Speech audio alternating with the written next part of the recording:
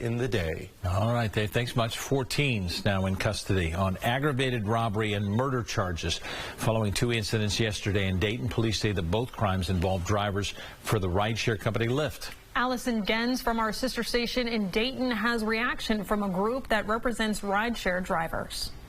The first call into Dayton police at 1 a.m. A Lyft driver robbed at gunpoint, her wallet, phone, and vehicle stolen. The second, around 2 a.m., police finding a 35-year-old male gunshot victim following a crash. Also a Lyft driver. That communication between these 2 detective units determined that both incidents were linked. 4 teens ages 15 to 16 were arrested after a SWAT standoff and charged for aggravated murder and robbery. LegalRideshare LLC attorney and co-founder Bryant Greening says rideshare drivers are easy targets. They're often pulled over on the side of the road. Their doors are unlocked.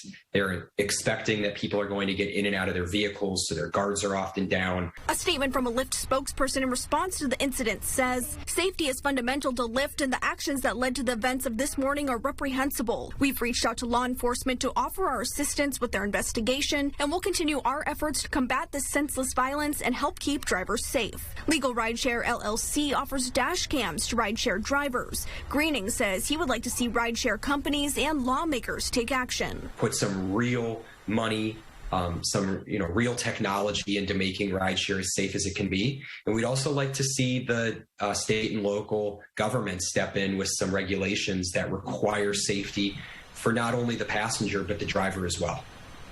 That was Allison Gens reporting. Lyft says they do have safety measures in place to protect drivers. It's also working to prevent carjackings by taking action against accounts that show high-risk rider behavior.